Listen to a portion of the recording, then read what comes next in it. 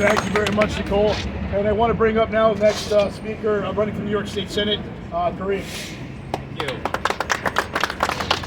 Thank you guys very much for being here. My name is Kareem El-Samak. For those that don't know, I'm running for the New York State Senate here in the 22nd District against Andrew Gennardis.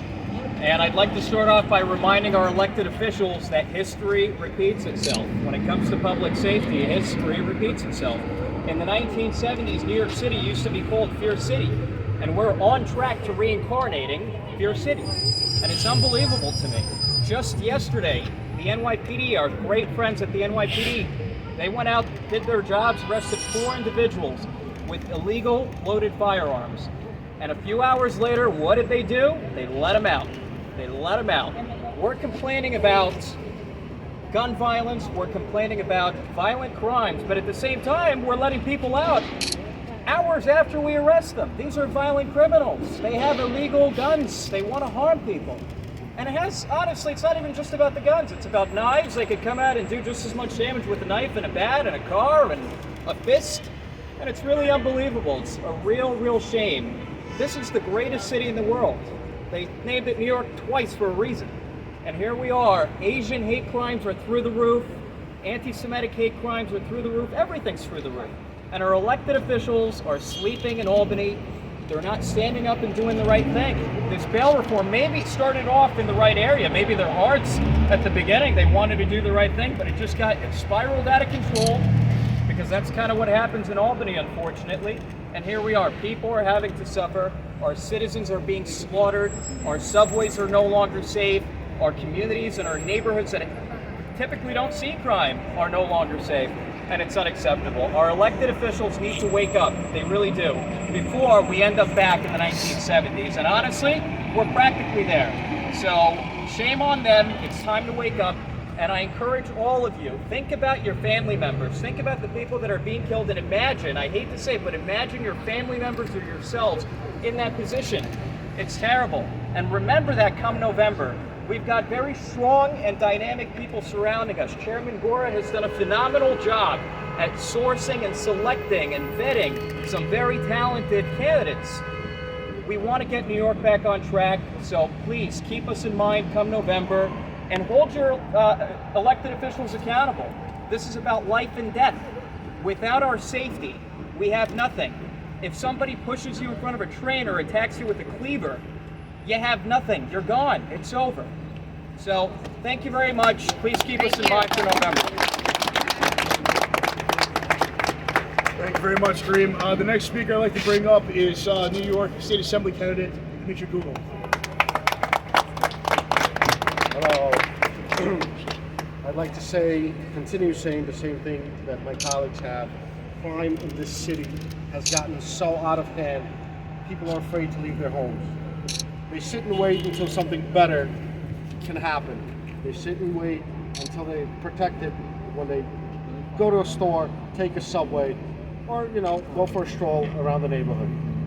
The problem today is so big that no one's safe. The Asian community in the 47th District, which I'm running for, is scared. Everyone is scared to take a train. Everyone is scared to go to work. There are problems. They are getting attacked. Everyone is afraid. Nothing's been done. Mr. de Blasio, our former mayor, Boo, promised everyone to defund our brave police officers and put out some people to deal with the problems. That didn't happen. Our current mayor echoed it. He's going to move some more money around. He's going to bring some more professionals in. Everyone's going to be safe. What happens? A quadruple shooting, murder, whatever else. No one seems to understand that there's a way to fix this. We have to be vigilant. We have to help each other. I'm echoing my good friend, Mr. Sliwa. People need protection. Without it, the city's doomed. Please allow us to help everyone and do the right thing. Thank you.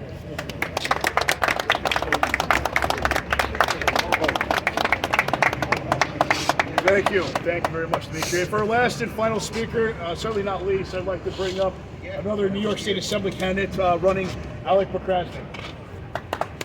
Well, ladies and gentlemen, first and foremost, let's just give a real shout out to the police officers here for representing the greatest police department in the world. Thank you guys very much. Now let me thank Brian and Ted for bringing us together. Curtis, thank you very much for coming. When I was listening to Curtis, when Curtis was promising Bay Ridge and Dyke Heights a guardian angel support, that was something very unusual. But it gives you some food for thoughts.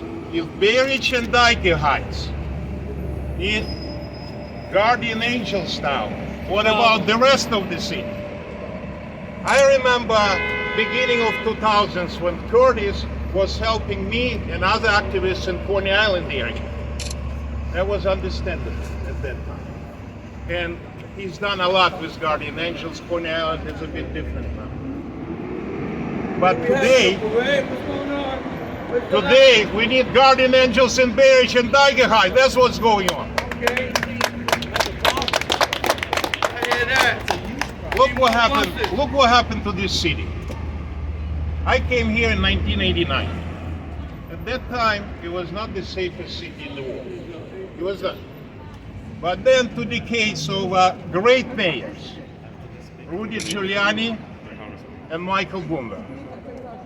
Those 2 decades increased the power of a police department in New York City to the degree that everyone of us thought that we're living in the safest city in the world now. That what happened within those 2 decades of increasing power of the police department. Now what happened, I don't remember the name of the former mayor. What happened, the ruling, just absolutely mind-boggling ruling of a possibility. Now I'm going to bring the real attention of police officers to what we're doing here. The possibility of a criminal to complain to Civilian Complaints Review Board. Do you understand what it is? Do you understand how crazy the thing is? So we have to reverse all of this. We have to reverse it. Because otherwise, it's not gonna be a New York City of New York City citizens. It's gonna be, I don't want to even say that. It's gonna be New York City in the hands of progressives who call themselves progressives, but in fact they're criminals. I really believe that those people never read the history of a Soviet Union Communist Party. That's exactly the same thing what they're doing now. The Democratic Party run by the people who just wouldn't hear anybody who would say a few words about reversing a bail reform. They would give those people, if they people from the same party, they would give them primaries right away. And guess what? Those Democratic elected officials, they're afraid of primaries. So they don't want bring the bail to the place where bail was and belonged. They're just afraid of the primaries. What that tells you? That a lot of elected officials in this city is corrupt to the degree they just don't want to leave their offices. They'd rather not to listen to the citizens of this city. Because this is what they did with the bail reform, what they did with defunding the police.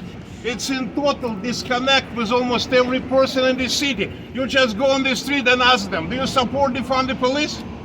Of course they're gonna say no.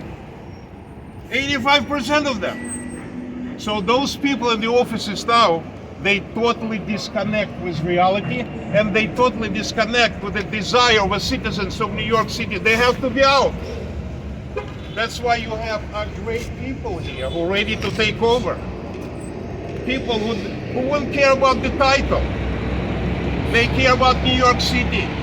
They care about safety in New York City. And I want to thank you again, Brian, for bringing us all together. I want to thank Agora for being here, and all my friends. Curtis, listen, I mean, we would need guardian angels for a long time here, believe me. We'll take care of this. We'll take care of this neighborhood. Thank you all very much. Thank you. God bless New York City. One last thing. Everyone, very, very important, a brief moment. Once again, the people of the city of New York lost one of our heroes yesterday. Let us have a few seconds of prayer and bow our heads in a moment of silence. Once again, we've lost a hero. This time it was a member of the New York City Fire Department. Rest in peace. Our prayers go out to the family of firefighter Timothy Klein. His heroism is simply unbelievable, as are all of our first responders who rush into danger without any regard for their safety, every moment of every day.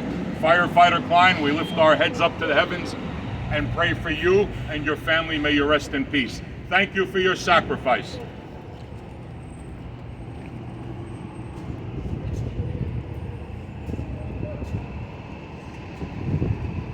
Thank you very much. Thank you, everybody. Thanks for coming.